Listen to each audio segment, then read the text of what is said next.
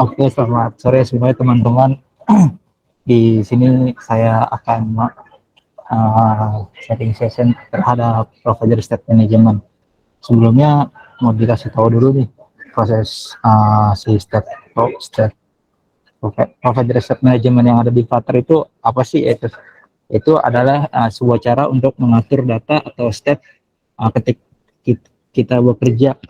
Bisa juga untuk memisahkan antara logic dan view, di mana logiknya itu juga bisa di reusable atau dipakai kembali kan oleh si developer. Adapun cara kerja state management sendiri itu seperti provide dan listen, yang mana kita bisa memasukkan state di dalam widget yang bisa di subscribe, bahasanya di subscribe ya, atau di listen. Terus yang buat kita berubah sesuai dengan kebutuhan. Jadi setiap dalam widget di dalam Flutter itu terbuat dalam bentuk widget.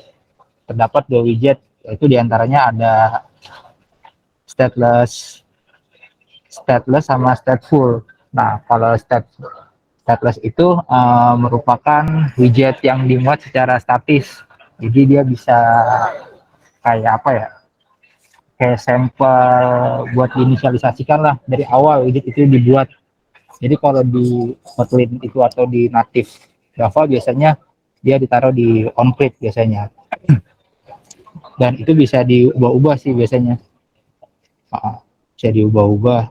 Terus kemudian ada stateless yang merupakan suatu widget yang stateful ya.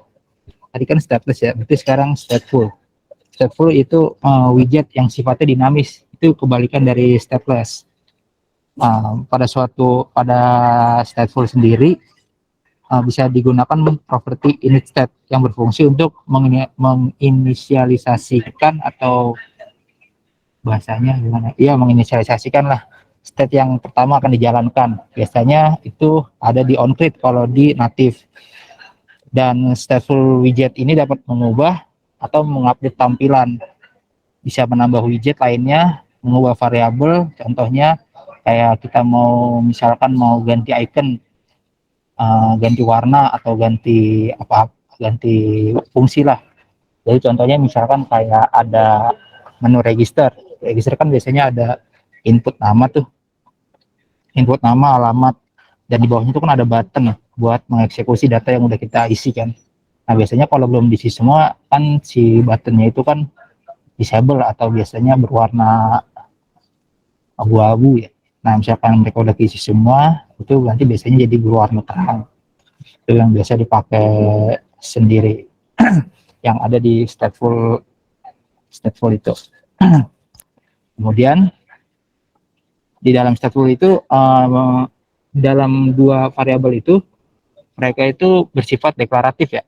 Yang mana Flutter sendiri membangun user interface-nya merefleksikan setiap perubahan itu menjadi state. Jadi state inilah yang menjadi trigger untuk meredraw atau merubah suatu tampilan terhadap user interface-nya ketika terjadi perubahan atau membuat secara otomatis dari awal. Gitu. Kemudian singkatnya itu di bagian state provider sendiri itu kan ada beda-beda ya. Dan setiap project dan setiap orang itu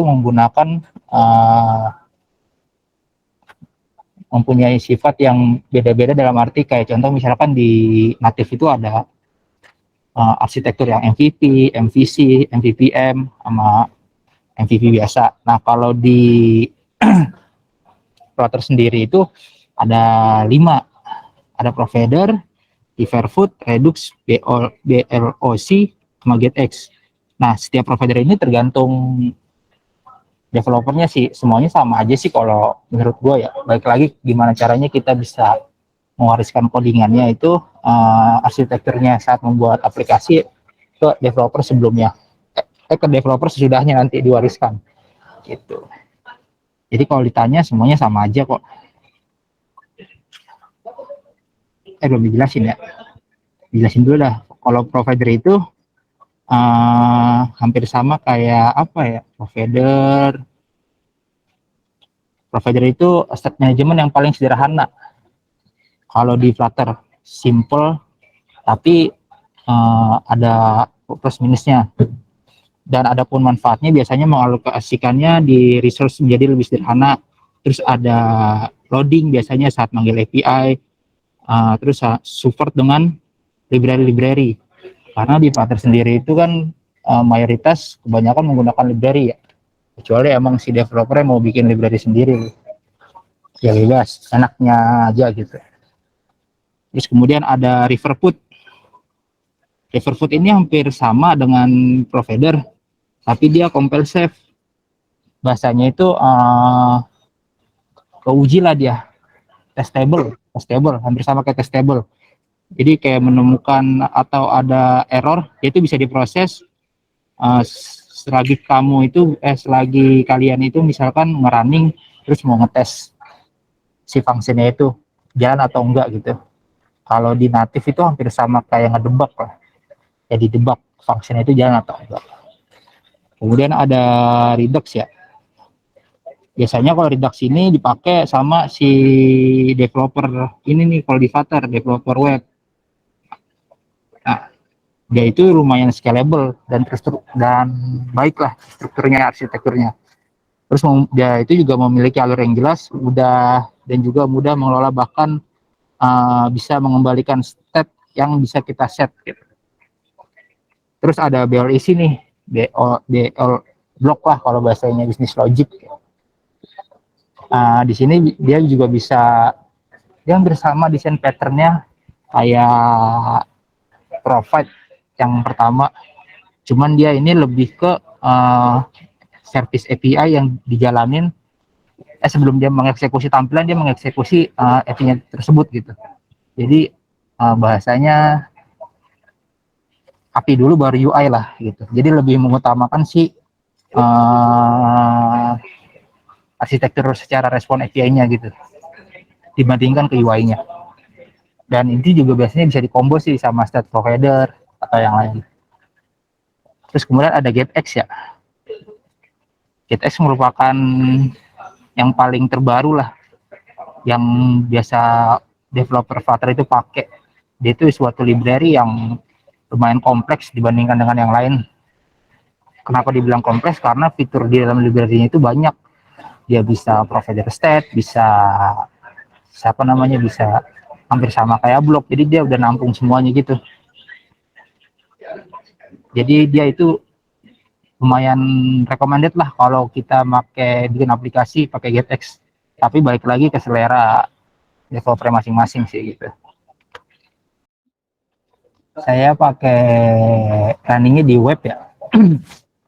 Emulatornya lumayan berat, jadi pakai ini aja dulu, pakai web runningnya. Ini salah satu sampel untuk si state provider yang ada di ini. Jadi contohnya tuh kayak ini ada case satu layout ini dipanggil oleh satu kelas. Jadi kalau kita milih male dia berubah, kalau dia milih female warnanya berubah. Jadi gitu. Kalau kita bisa lihat dari codingannya,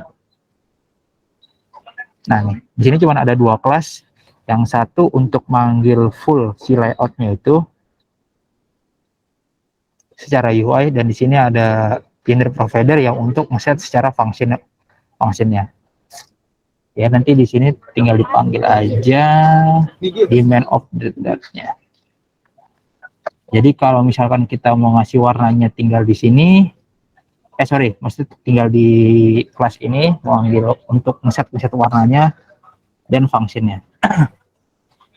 Jadi itu sampelnya, terus bisa nanti dijelasin dulu. Ntar sini nih contohnya. Derong. Nah, jadi di UI ini ada yang namanya UI, user interface. Kalau di native itu biasanya diawali oleh linear, relatif, ataupun constraint. Nah, kalau di Flutter sendiri, nah, maksudnya dibungkus oleh material add. Yang mana nanti ada scale foot, terus dibungkus oleh kontainer.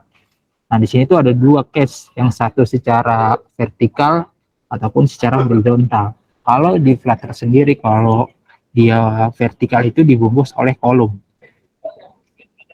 Jadi biar si ininya itu atas bawah nih, si gambar sama di tulisan kinder pickernya ini. Jadi di situ ada teks, dan di row-nya itu yang untuk secara horizontal nanti ada si female sama icon-iconnya. Ini dibuat secara terpisah. Nah, di situ nanti ada syarat, di dalam ini tuh ada beberapa fungsi yang bisa disebutin. Kita tadi udah nih, udah. Nah, di dalam fungsi ini sendiri itu ada yang namanya shared set, chain notifier, consumer, dan chain notifier. Dan ini semuanya digunakan di dalam provider, state provider itu sendiri. Apa sih shared state? Ya, shared state, yaitu untuk menyimpan state yang diperlukan. Contoh misalkan di UI tadi tuh ada nih, kalau kita klik dia berubah. Jadi dia tuh secara nggak langsung tuh kayak nyimpan function gitu. Nah, itu yang dimaksud dengan si shared state.